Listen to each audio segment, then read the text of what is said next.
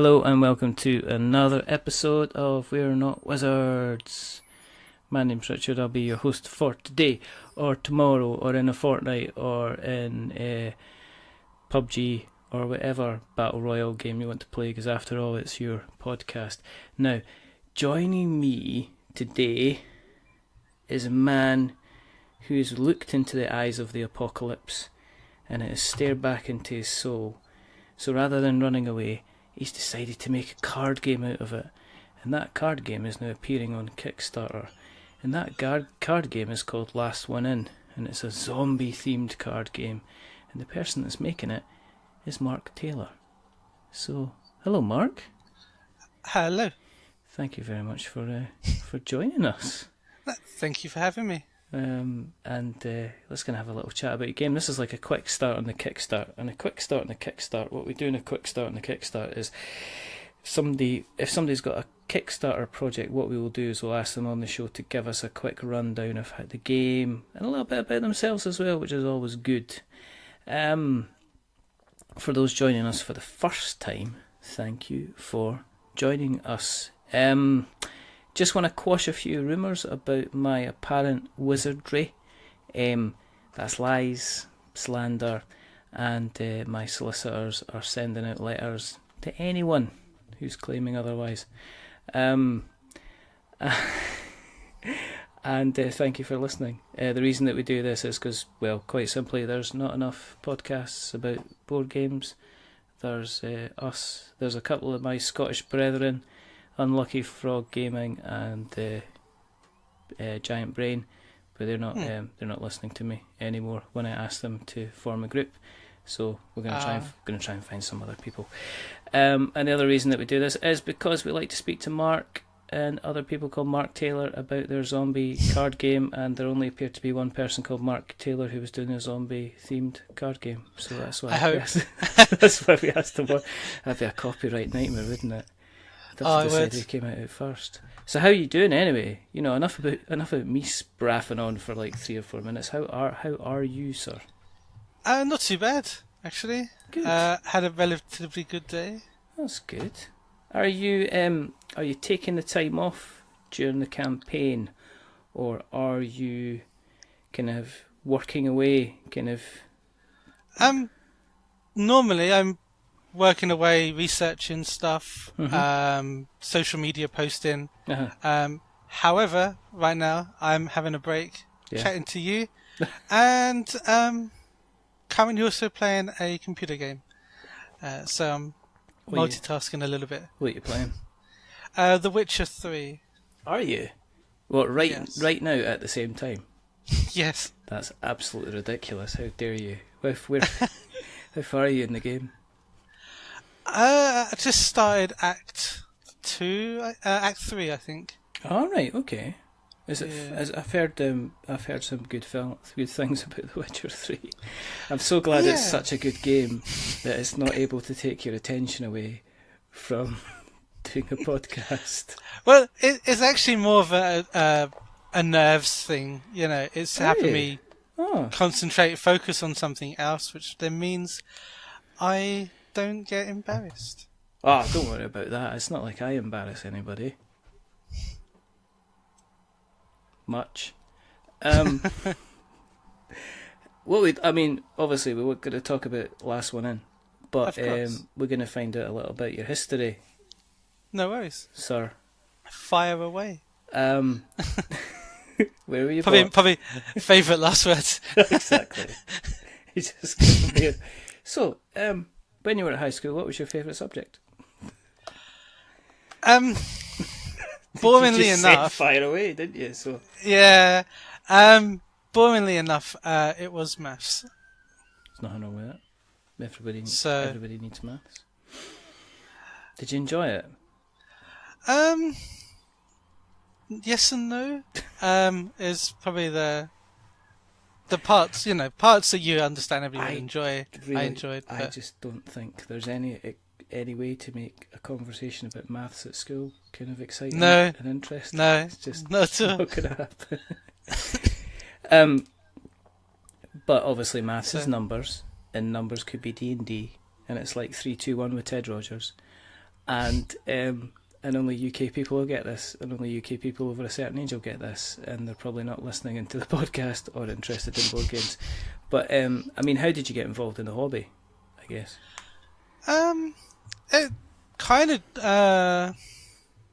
of a variety of things, really. I guess. I started playing, your household board games and stuff as a child growing up. Yeah. And then I seemed to just break away from board games, family board games as they would be called. Yeah. And went on to playing console games. My first proper console was the Sega Mega Drive. Okay. What games you playing on that? Did you get in at the beginning, or did you get in into like a couple of years down the line? Because that's kind of important. I would say I got in at the beginning. Yeah. Like relatively early on in the beginning, at least. Anyway. All right. Okay. And what was your favourite games? Oh, now you're asking. I am asking. Altered Beast is probably one of my favourites. No. Really? As enjoyably frustrating as it was. Yeah. I hated it. I didn't like it at all. I just bounced off it. But then I played Altered Beast after I was playing Revenge of Shinobi. And that was one of the finest crafted video games. That was one of my other favourite games in existence. It was just amazing. It was all the little cameos and stuff like that. So I absolutely loved that. Sonic the Hedgehog. You have to, don't you? It's Sega. It has to. Sonic, Sega.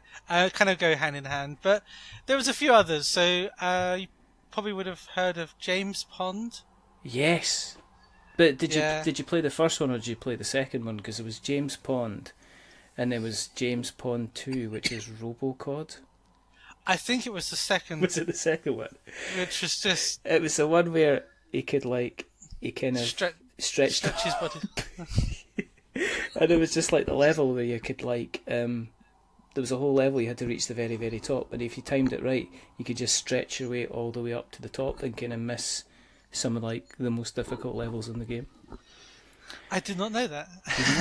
Did you not? Did you use the cheats at all? No. What? I probably just played. I think at the time I just played through it. I can't even remember if I completed it or not. Did you not? I'll be honest. I think you fought Santa at the end, or I think you fought like a bad Santa. Do you remember how the cheats worked though? In Robocod though, there was like items you could collect, and there were the first letter, if you got them in a certain order, spelled out different things you could get. So there was one which was like, it spelled out the word lives, and if you collected it in the right order, then you got infinite lives. It was really, really, really, really cool. Did you stay with the Mega Drive all the way through? Did you get any of the Japanese import stuff like Gainug or Zero Wing or anything like that at all? Unfortunately, I didn't. Being a young teenager at the time, it was out of my control as to what was purchased. That and the console was technically my sister's, so I just played on it more than they did. just hung about the room.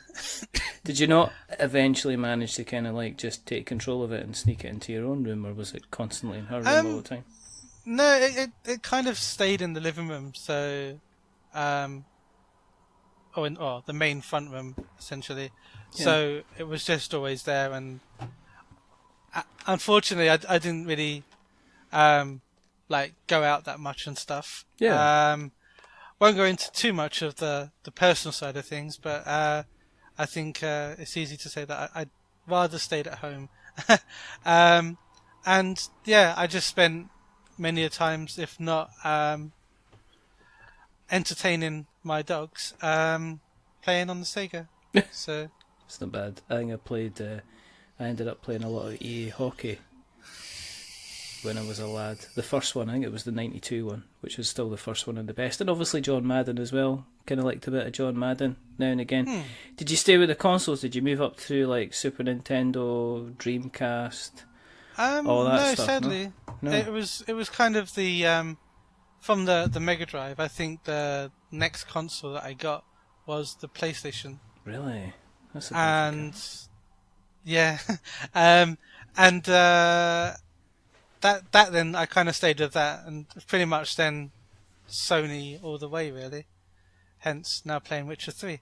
Just now, right now. Oh, watch out for him. He's going to hit you. I'm just to say random things like that all the time and just put you off. It's fine. How did you then make the transition from electronics to cardboard? It was started with card games, actually. A friend of mine got me into playing Yu-Gi-Oh! All right, okay. Quite some time ago. And then transitioned from that to Magic the Gathering, and then kind of from there, really. It then kind of, I suppose, a few years ago, I guess you could say something just clicked inside, and I decided I wanted to try and create a game of my own. I felt that it was, worth a go. Thought I gave it a go, and I started working with a few friends of mine on a TCG, which is a trading card game. Yeah. Which wasn't actually last one in. And got down to the early stages of playtesting with that, and then again had a few personal things happen, which then caused a bit of a setback for about a year, unfortunately. And then, as people will find out once they read the Kickstarter anyway, one morning, after a relatively good night's sleep, I woke up, early hours of that morning, I had a relatively intriguing dream, of which was me demoing a game with someone at a shop. And that was the first stages, really, of development for Last One In. So was it going to always be a card game then? I mean, because of the Magic the Gathering stuff, did you have a reasonable collection of like Magic the Gathering? Yeah, and also Yu-Gi-Oh. I still have my Yu-Gi-Oh collection, which probably amasses of how many? Thousands. Mark, how many? Don't, because you're a collector, so you know exactly how many cards you got. How many cards you got? It's probably there's no shame here. There's no shame. A good few thousand. A few thousand. How many thousands have you got, Mark? I wouldn't be able to tell you how many exactly. I could tell you how many. Is it more than boxes. 5? It probably is. Love it. There probably is. There's at least a folder of at least, I would say, probably about 1,000 cards. Really? Did you get them all? I mean, did you actually get them all? I mean, is there ones that you kind of like have got triple sleeved in their own book that are kind of worth some money now, or is it just a case of are Yu-Gi-Oh cards worth money? I don't know. Yes, yeah, they are sickeningly worth lots of money. Actually, have you? You sound like a guy that maybe doesn't have all the cards that are worth lots of money. I think I have some. Yeah. I think that there's a few particular archetypes of collections that I, wanted to have, and that I actually built relatively good or strong decks out of them. One is the Elemental Heroes, or Heroes as they're also known as, and they have a folder of their own. There's also Light Swans, which again have a folder of their own. For aesthetically pleasing aspects, I also have Crystal Beasts. All right.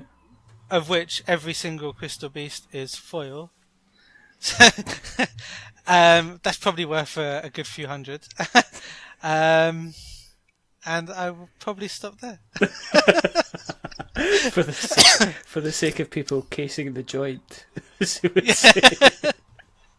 Where does this Mark guy live? Let's go and find out. He says like he's quite sorted for his card. The only thing I know about Yu-Gi-Oh! Is it's like one of these things they get like attack points and they add like about 5 zeros on the end. Am I being harsh? That's correct. Am I being harsh or am I being true? Because it makes kind of like... I'm a bear of very small brain. And looking at stuff that's got like lots of zeros, I instantly go, I'm not playing that. I'll get confused. Interesting enough, you're not wrong. No, it's that the cards do have, on average, 100 or 1,000 attack or defense points, or in excess of those numbers. But it all kind of balances itself out because of the way that the combat style works in Yu-Gi-Oh! If your creature's in attack position, let's say, you're then actively choosing to attack certain creatures your opponent has. Yeah. Or your creature would be face down, which is face down defense position.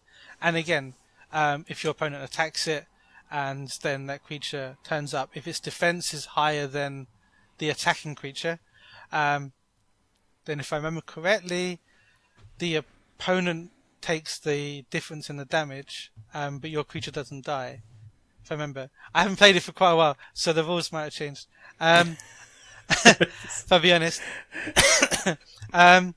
But yeah, so once you look at the fact that the numbers are just the power and toughness, or the attack and defense of those cards, it ends up, that side of it ends up not being the issue.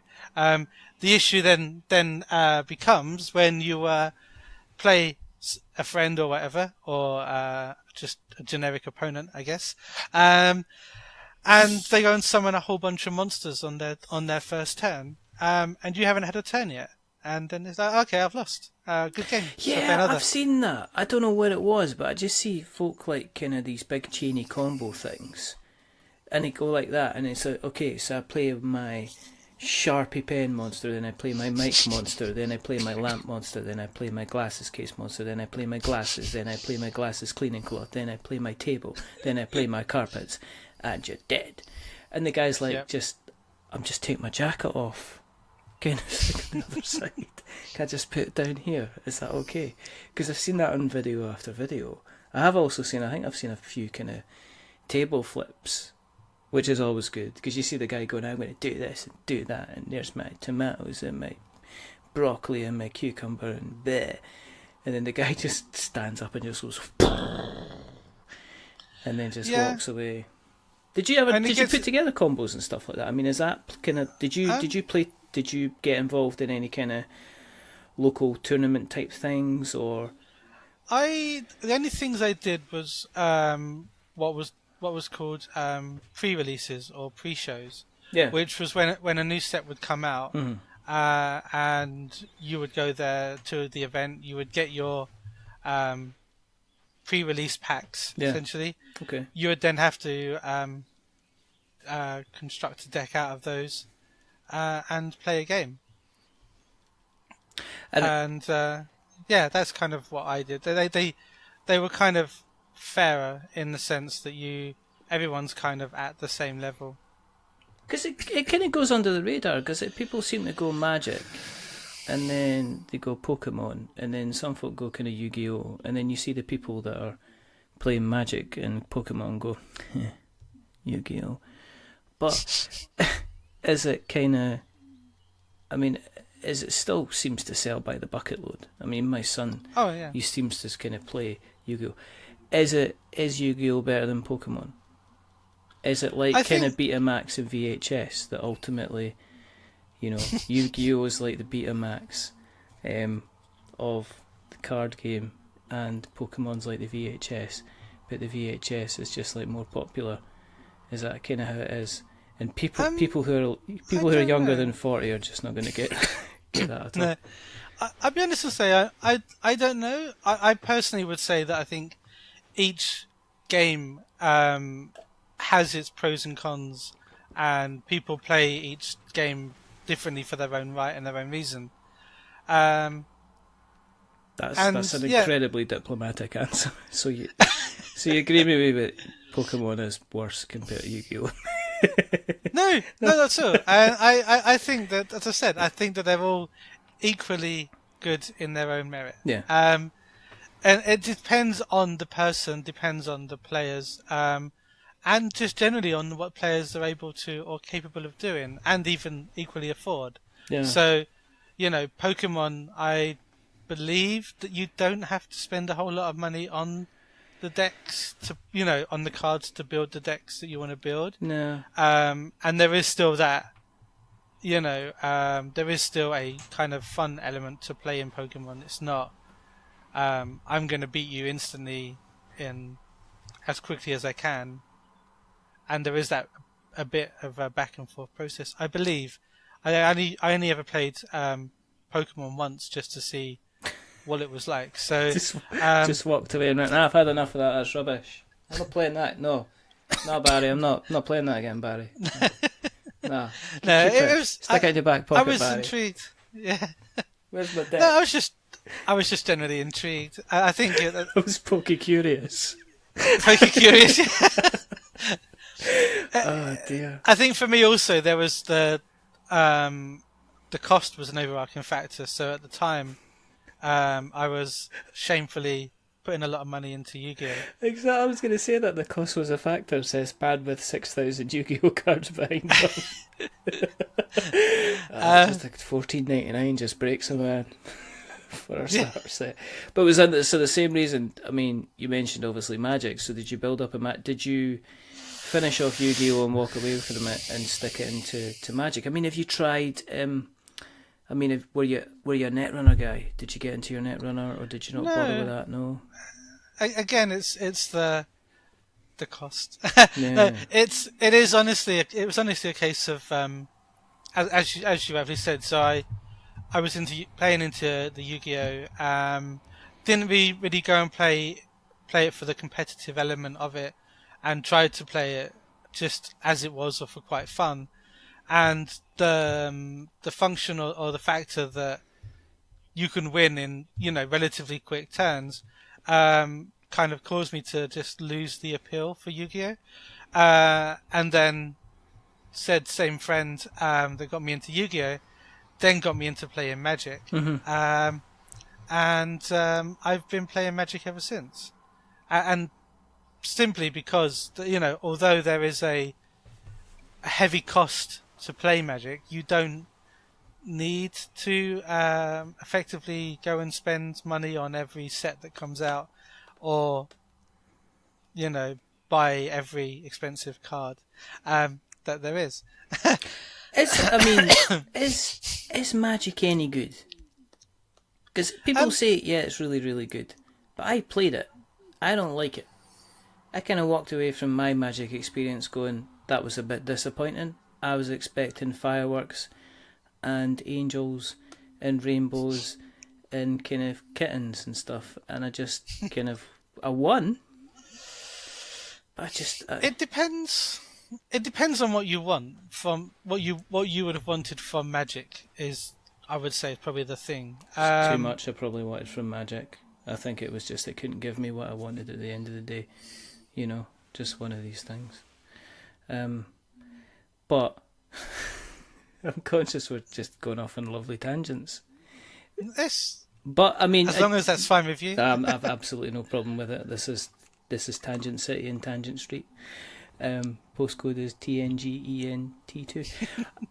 But you still quite a kind of an avid Magic collector now.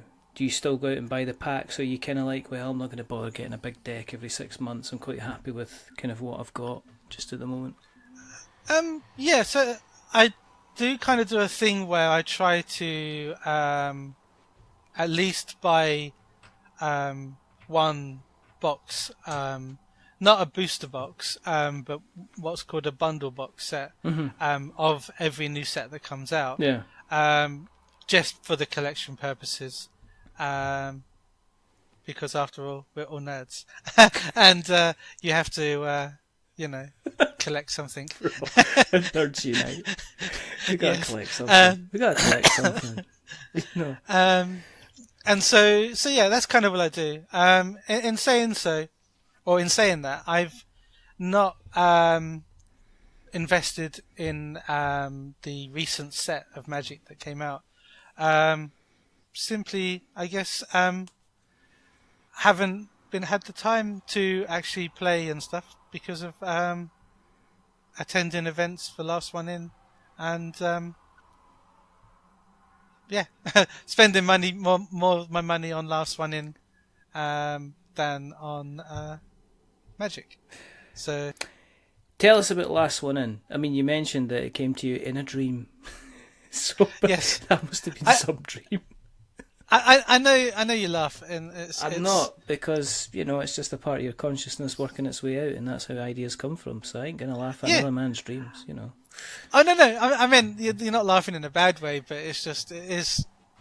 I do think it's funny when I say it myself. But yeah, it was quite weird, really, that it was not like what you would expect. That it was like, it's a zombie themed game, so.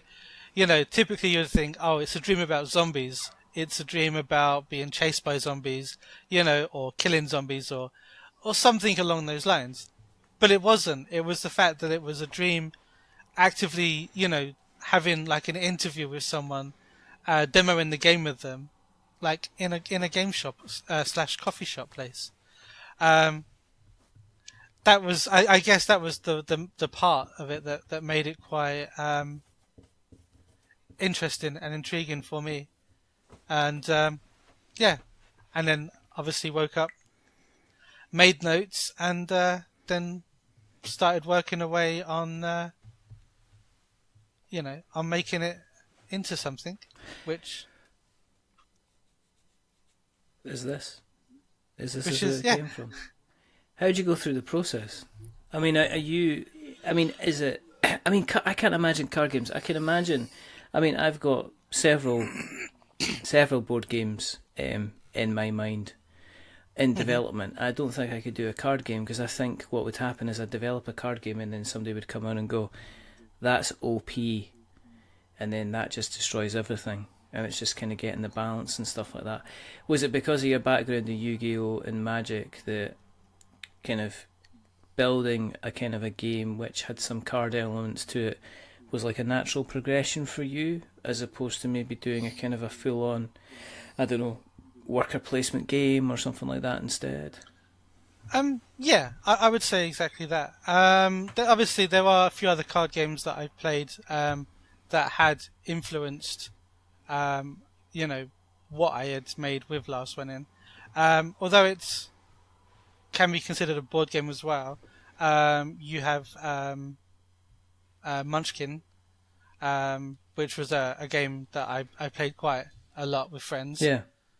And also a game called Star Realms, which is I've never heard of that. People have spoken about it all the time. I've heard it's quite good. I'm still trying to deny this because Sean at Thing 12 Games is still constantly beating me. I would like to make it known public for the record that when I publicly stated if he went against me without using gambits and just the base game, I would kick his ass. Guess what happened? I kicked his ass. So bring it on, Sean, because it's obvious you need your gambits. I'm just saying. Star Realms is good. I like Star Realms a lot. I have a lot of fun with Star Realms. It's almost like my go-to kind of... It's my cup of tea game.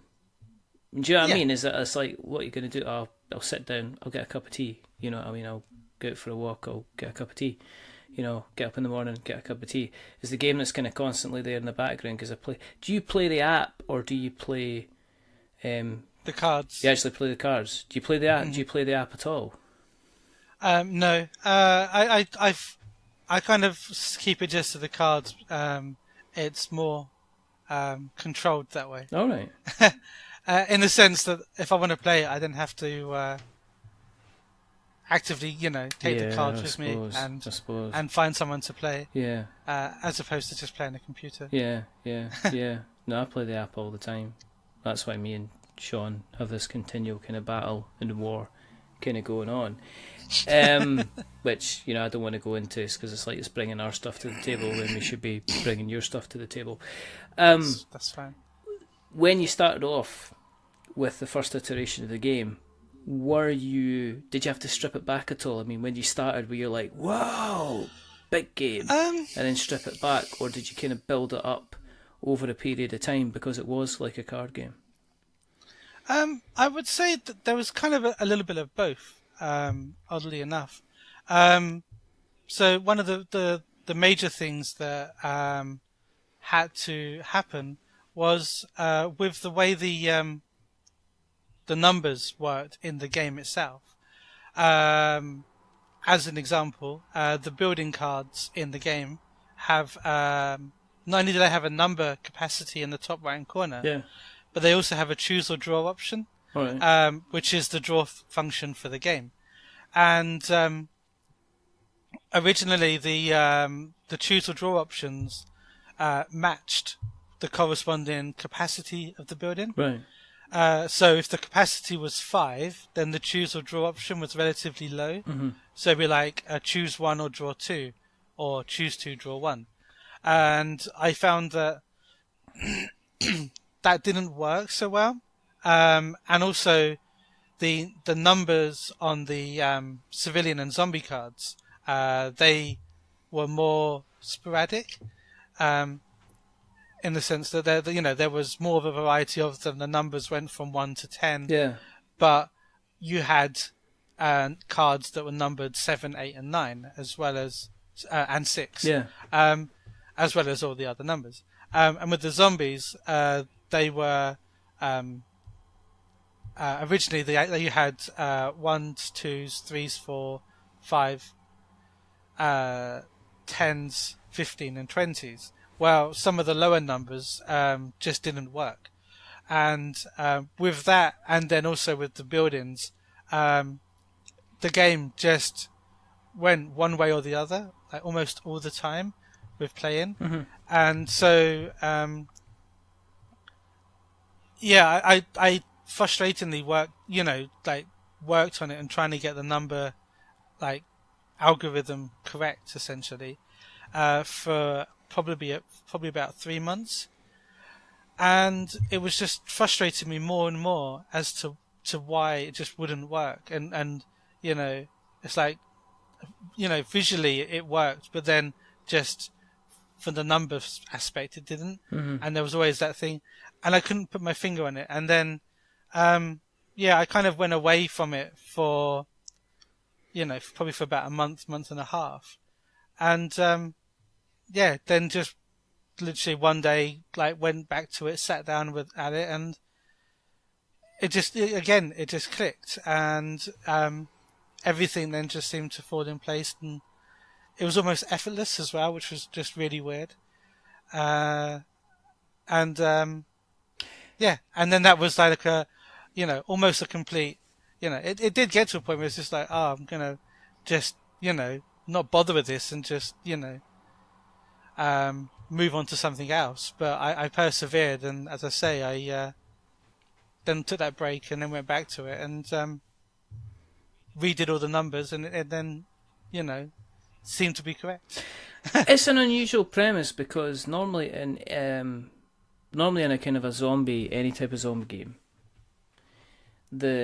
you're playing as one of two sides. You're always either the zombie apocalypse, the zombie horde, or you're the survivors, or everybody plays the survivors, and the deck is kind of like the zombie horde. So everybody it's in a co-op manner, or it's a kind of an adversarial kind of manner. But the difference with what you've done is you've kind of said, well, you're kind of both, because you've got your own set of survivors, and then you've got your own set of civilians, and you've either got to rescue 50 civilians or kind of inflict kind of like, I guess, 100 kind of zombies on you, kind of your opponents. Correct. Have you seen anything that's kind of similar to that? Because I don't remember seeing something where it's been kind of like a double side kind of thing. Yeah, well, I guess it's a nice point to kind of really say that it's kind of where the story element for Last Running comes into play. Yeah. Because although it's a card game, you can look at the game and see that there's also, as I say, a story behind it as well. So in a theoretical zombie apocalypse, you're not just, the zombies are there. The zombies are effectively, killing people. But if they're what would be typically the traditional, slow-moving zombies, then they would cause more of a hindrance than actually being like, oh my god, we're going to die because that zombie's running at us. Yeah.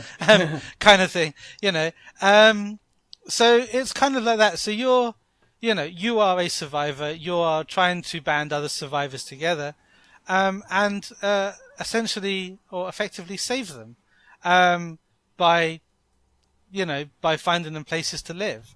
Unfortunately, you've got someone else the other side of the town that's doing the same thing, and somewhere in the middle, there's these roaming zombies that you're finding that are being, coerced into or onto your side of the town. Yeah. Which is essentially what's happening when you play out the game and play out the cards. Yeah. So yeah, I don't know how that answers that question. It's good as answer as any, Mark. But I mean, did you get a chance to kind of like play test this? Did you get a chance to kind of get it out there in front of people's kind of faces, get their kind of input on it as well?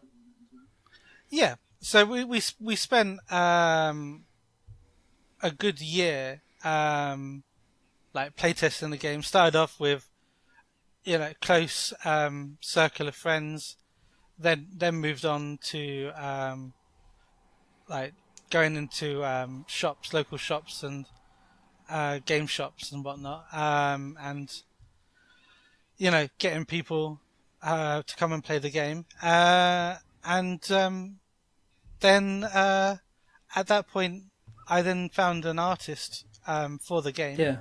who then we sat down and he then started coming up with ideas for the artwork and how the art style would look and whatnot.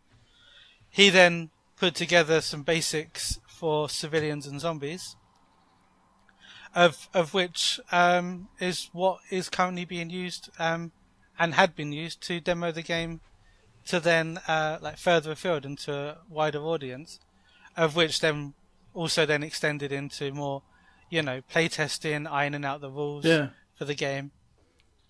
So what are you doing a round? I mean, what's a round like? If I'm sitting down in front of you and the first thing you say is what are you doing in my house? I mean, how did you exactly? I'm going to call the police quickly. That's okay. I've got your phone, Mark. It's quite safe. But first, do you want to play a game of Last One? Play Last One. Yeah, I'm down with that. How'd you play? So once you've decided who's going to go first and whatnot, each player is dealt 5 cards. So that would be 2 buildings each from the building deck, and then 3 cards each from the town deck. Yeah. Which is where all the civilians, zombies, and other cards of similar sort go to or exist. And then a turn phase. So say I was to go first. A turn phase would be 6 phase or 6 actions during that phase. You would have player building. You would then have choose or draw cards. You would then have rescue civilians, attack with zombies, play a neutralization card, and then your discard phase. Mm-hmm. And on each of those steps, you do the corresponding thing. So, again, as I say, for example, the rescue civilians, you would play a civilian card from your hand onto your open building. Yeah. Now, I say open building because you can only have one. And that's your... once that building's filled, you then, on your next turn, you can then play a new building. So that's and the building, your and that's the first. building cards that have got a number at the top to tell you how many Correct. you can put in. See, I'm listening. Thanks. So that is the first, the first one of the start again. So that's the factor for that. Yeah. And you would then, as I say, then go through that phase. I won't go into all the phases in detail because that can take a little while. And you're worried I'm going to do a Joseph Norris on you and just cut you off. However, if that was a mistake, can I just say? I thought we'd moved on. It's fine. However, I will highlight one of the other phases. It's what makes Last One In different. Is the discard phase for the game. Now, typically, in most games, if you have a phase, you have to discard cards. They're typically not a bad side to discard in those cards. However, in Last One In, if you discard cards, which you can discard any card from your hand except a building, simply because a building cannot become a zombie. Yeah. And this is because any card you discard goes to your zombie horde zone, and then counts towards the zombies in your zombie horde. So whatever the number is on the corresponding card. So if you discard a civilian card that has number 5 on, that's 5 civilians that you have just made or just turned into zombies. All right. Okay. And it's then goes into like a bit more of a detail of things with these buildings with these choose or draw options. So one of the favourites is choose 3 or draw 6. Now drawing 6 cards is straight from the top of the town deck. Okay. The choosing 3 cards and or any card that has a choose option. That's from what's called the town square. Now the town square consists of 5 face-up cards, which all come from the town deck. Mm-hmm. And so you get that option to do that. Now your hand limit, which is also an equally important factor, is you can only hold 6 cards in your hand. Ah, right, okay. Yeah. So, and with playing cards, you can only play, although phase 3, 4, and 5 are optional, which is rescue civilians, attack with zombies, play a neutralization card. You can only play one of each card if you choose to play a card during each phase. Mm-hmm. Okay. So again, it ends up being quite, heavy, micromanagement with managing what you've got in your hand, managing what what you can and can't play, what you're choosing and drawing, and essentially that's then what makes the game good and fun and exciting, and makes you want to play more. You've mentioned that some of the things that you're considering is kind of like expansions for the game as well, to bring on kind of potentially different civilians and as well, potentially different, even different zombies too. Was that is that again kind of going back to your original kind of, Magic and Yu-Gi-Oh roots about doing something that you would allow the game to kind of grow a bit, but not kind of cut people out if they didn't get the expansions? Exactly, yeah. Basically, the main thing to take into account with that is it would be very much like Star Realms in the sense that every pack would have the same cards in. Yeah. So no one, there is then a case of saying it would be optional, for people to purchase the packs. It'd be optional for people to play them. However, one of the biggest important factors is that the deck sizes have to remain the same, currently at least anyway. So if you take out cards, you then are replacing cards of the same number value. Okay. And Yeah, and it is just essentially to add, and would be to add more variety to the gameplay, to keep people, engaged in playing and enjoying, playing Last One In equally as well. So one of the if you want, I can give you an example of one of the cards we're looking. Yeah, sure, yeah. At adding in is now on the Kickstarter page. There is an option for a stretch goal for these cards called situation cards. Yeah. Now, situation cards would be cards that have an environmental effect. So, for example, one of them could be, because we're keeping them secret for the moment as the ones that will be revealed, but one of them could be, say, a snowstorm, of which would affect the zombies and reduce the zombie totals in both players' piles by half. Yeah. Up to, say, a number of turns. And at that point, once the turns are over, the totals of zombies would then become what they were originally.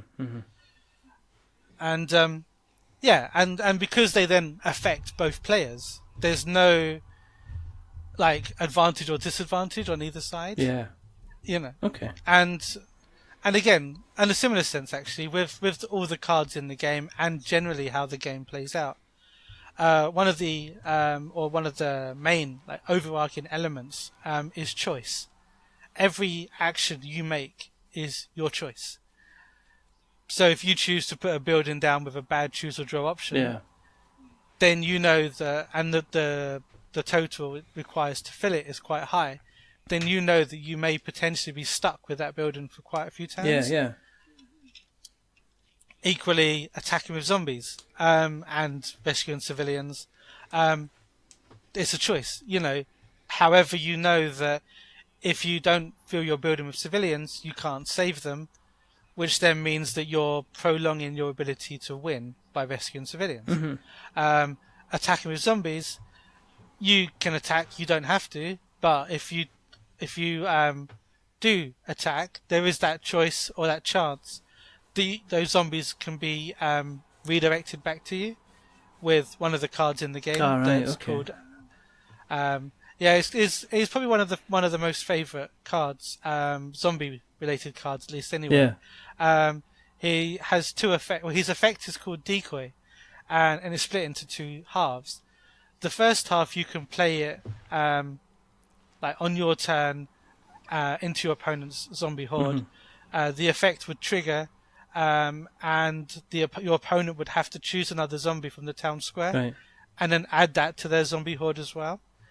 And the numbers on these decoy zombies are either 5, 10, 15, or 20. So it could mean that you're giving them a 5 zombie decoy. Yeah.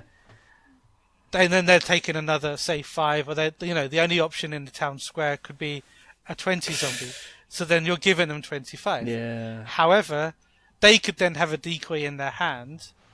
They could then use the one in their hand for effect number 2, which is interrupt a zombie card played against you, and redirect both cards back to your opponent's zombie horde. Ouch. Yeah. And with a situation like that, that's a hard situation.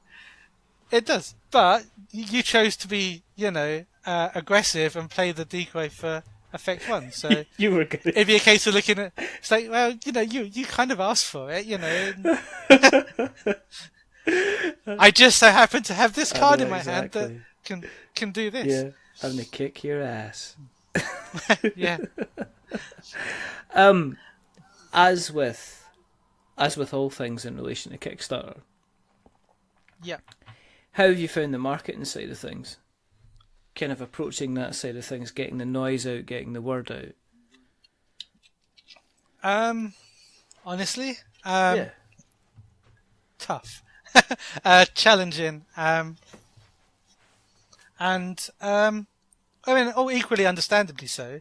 If you want to get your game out there, you want to get something that you've made out there, you have to put in the work and the time and the effort to generate that interest, to generate the social media presence, and get people interested, not only in your game, but I believe in you as well as the creator, or me, obviously, as the creator. I've not created nothing, and I've been sitting at your table for like 5 minutes, and you still ain't offered me a cup of tea, Mark. What's going on? Was it? Have you found it quite challenging to get? You said you found it quite challenging to get the kind of the word out. So have you used? I mean, have you thought about an approach for that? Kind of how your kind of your general strategy, I guess. Oh, okay. Yeah. So, I mean, for me, it kind of well, my first approach really that I chose to do was to take the game and essentially demo it to as many stores and or places that I could demo the game to, like events, like recently at UK Games Expo in Birmingham, and trying to generate the interest there, as well as join in Facebook group pages for board game related information or related stuff, and then again essentially just trying to also generate interest by hashtags as well, so within reason and as long as it again correlates to your game, using the appropriate hashtags to then hopefully that people that are just navigating Twitter or Instagram then come across your item, they like your items or your pictures, or your tweets, and they then follow you, and then so then when you post something again, it shows up on their page. If they then like it, they tend to then retweet it, which then their friends or their followers then see it, and you then there's an element of hope that some kind of snowballing effect would then occur, or ripple effect of people then liking stuff through liking stuff. Yeah. How did you find the UK Games Expo? I mean, did that help with the campaign? It did, and I found it better than the one I did last year, right, which was at MCM Comic Con. Obviously, UK Games Expo is purely board games, so it kind of goes without question that it was the better choice. And unfortunately, last year I missed out on the opportunity to attend that, which is why I then went with the MCM to try and generate the interest. But it's nice. And just with, to be honest, as with any convention, and again, I'm going to say this in a way that's you might laugh, but being a nerd, you go to something like this, you tend to not want it to end, and you feel like at home with everyone else. Yes. That's why I don't go. It's too many nerds for me. Too many nerds. Too many nerds and potential wizards, to be honest. I don't want to be hanging about with these people. No, I mean, I know exactly what you mean. I mean, you can walk into a place like that and instantly feel comfortable, and you know that if somebody walks up to the table, it's not like the local book festival where you've maybe booked at a table, or even the Comic Con where you get folk walking up to you and going, well, what's this? Then cards. What's this? Is this Magic the Gathering? And kind of then walking away kind of thing. That people are willing to kind of maybe give you the time and find out more about the game, because I think one thing that's prevalent among the board game community is with so many titles going about, there's always a wish that people don't want to be missing out on the next big thing, which you see the kind of like who's got the potential lightning in the bottle kind of thing. So I think people are more open to kind of looking at what you have to offer and seeing, oh, actually this could be quite good, I reckon, which is always kind of quite good as well. I mean, you've been, and I have to mention this, you've been on Getting Geeky with Game Relief as well. So, Yes. I mean, even doing things like podcasts, was that kind of completely new territory for you too? Extremely. I would be completely honest and say that if any listeners go from listening to this podcast to the Getting Geeky with Leafy, then I would say I apologise. Because that was my very first podcast. That's fine. And I was nervous. I probably should have, adapted or adopted the same method I'm doing with yourself, because it seems to be getting a lot easier. Having my mind kind of split in half, and doing two things at once. Just seems to have worked wonders. So, yes. So what I'm going to say next time is: have you got Audacity? Do you have a Skype or Discord account? Do you have headphones? Or do you have The Witcher 3 on the PlayStation 4 that you can play while you're talking to me? Because I've been told that it helps with focus. Thanks very much, Mr. Taylor. Well, it helps me. I mean, a lot of other people all right. would be a lot more confident. Obviously try to get a bit of validation in my life, and it appears it came a bit short. It's okay. How do we step into the door of your city, of your game? How much do you have to pay? What's the pledge levels? So at the moment on the Kickstarter, we do still have early birds available, which are £15 per copy. £15? What'd you get for that? So for £15, you would get a copy of the game, any stretch goals that are succeeded or reached, and also some PDF posters, which are obviously for free, as an additional thanks. It's like the PDF posters are £52 a shot. Yeah. That's how we're going to hit those stretch goals. You get 124 cards, you get a couple of dice, you get 84 double-sided tokens. You also like how you've listed, you also get the rule book. Don't say we're not spoiling you. We'll actually tell you how you're able to play the game. That's so kind of you, Mark.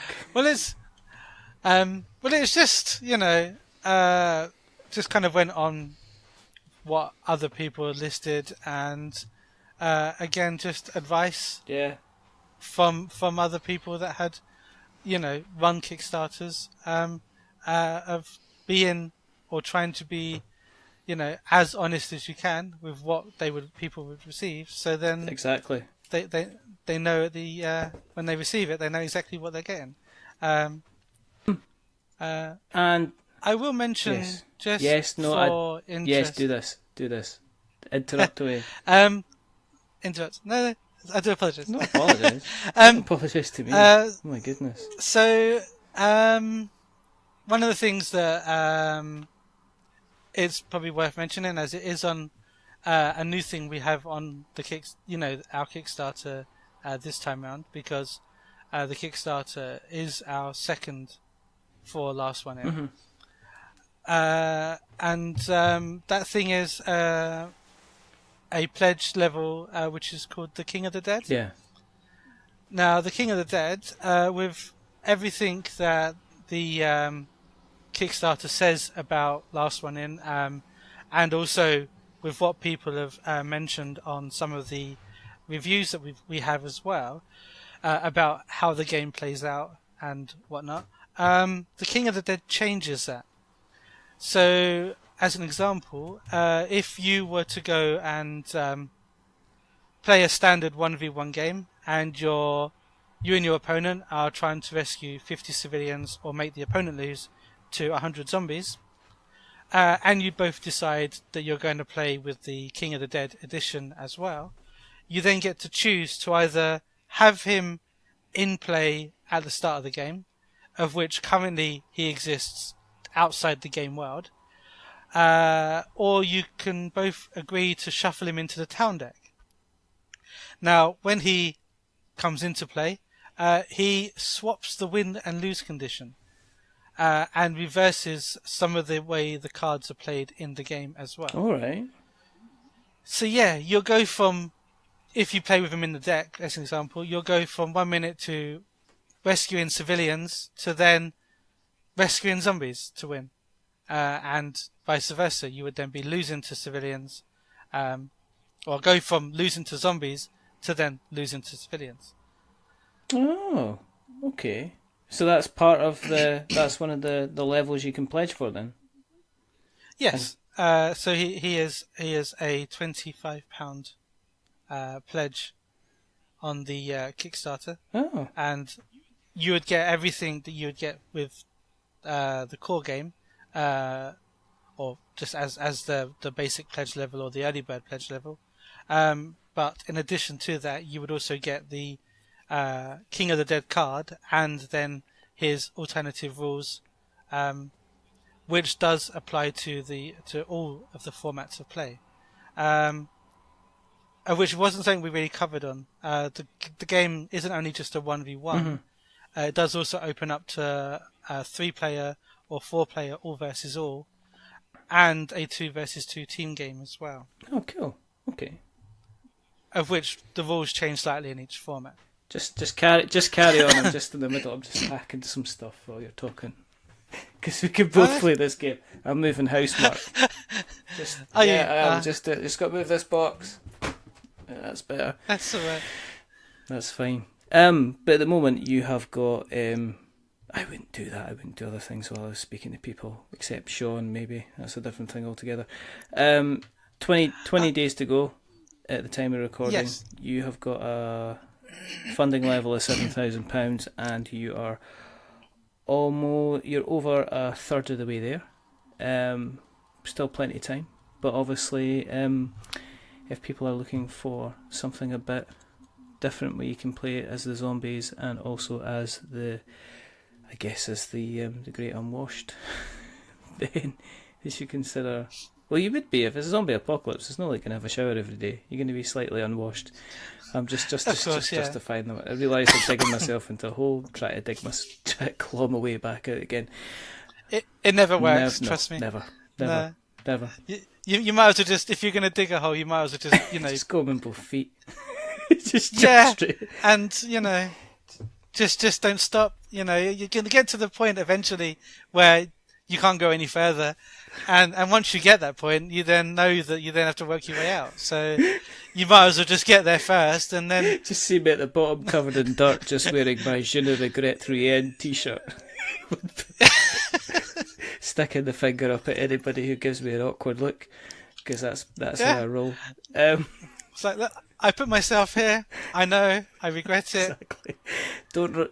Maybe throw me a rope down, like, and or throw me a bone at least, something like that. Yeah. Where can we find you on the internet webs? So obviously, as you've mentioned yourself already, we are on Kickstarter at the moment. Mm-hmm. We are also Facebook, Twitter, and Instagram. And what are you on Twitter? So on Twitter we are at LastOneInGame. Okay, and you're on, I take it, as you say, what we'll do is, I take it Facebook's Last One in Game as well, or something like that. I mean, obviously what we'll do is we'll make sure that we get all of the links so we can put it in the show notes, so we have notes to show. So yeah, the Facebook is also at LastOneInGame. Okay. Thanks. I tried. But as I say, we will make sure that we put the Kickstarter links in the show notes, so that if you like what you hear tonight, or today, or this morning, or tomorrow, then you can click on that link and you can consider helping Mark out. If you like what you've heard and you want to keep an eye on what we're up to, you can go to Twitter, which is We're Not Wizards. You can go to Facebook, which is We're Not Wizards. You can go to YouTube and search for We're Not Wizards. You'll find us there, because all of our podcasts are automatically put in to YouTube by our fantastic podcast host, Podbean. You can find us on places like Instagram. You can find us. We've got Blogspot, which is we'renotwizards.blogspot.com. You can go to our site, which is we'renotwizards.com. If you fancy chucking us a buck and helping support the show, you can go to our Patreon. I know I never mention it because I am ashamed, and it kind of makes me feel funny. But you can go to patreon.com/we'renotwizards. You can find us on all the good podcast places such as Spreaker and Stitcher and Acast and Podknife and Player FM and Acast and all these wonderful places. If you like us very, very much, please consider dropping us a subscription on Apple Podcasts or wherever you get your podcasts from. If you like us even more, consider dropping us a rating or a review. And as we say, if you are going to drop us a rating or a review, don't give us a 10 because that makes us big-headed, but don't give us a 1 because I am an ugly crier. So give us a 5 because it's in the middle and it's average. We're just a little bit average. But the person who's not been average tonight is the one wonderful, the rather fantastic, the flesh-eating marvel. That is Mr. Mark Talyor. Thank you very much for coming on, sir. There's only 2 more things to do. The first thing is to say goodbye. So, it's a goodbye from Mark. Goodbye. Say goodbye, Mark. Say goodbye. Say goodbye, Mark. Goodbye. Thank you. Yep, goodbye. And, thank you for listening. Yes, thank you for listening. And it's a goodbye from me. Remember, stay safe. Roll 6s. Don't leave the back doors open. Watch out for the zombie horde. Try and gather your survivors together, and and check out Mark's game. Give it a look. Definitely give it a look because it's going to be really, really cheap as chips. Was it 25 quid maximum? I mean, do you get anything cheaper than that really for a game? No. No. So the cheapest on there currently until they will go is the early bird. Of course. And then once that's gone, you've then got just the basic pledge, which is nothing. Still, it's not even a decent kind of takeaway. Let's be honest. So, and if you want to be adventurous, you can always go for our highest pledge level reward, which is £200 or more, and have your likeness put onto a card, become either a civilian or zombie in the game. It's just getting cheeky now. Yeah. Say goodbye, Mark. Take care. Bye. And it's a goodbye from me. Until next time. Brains. Goodbye.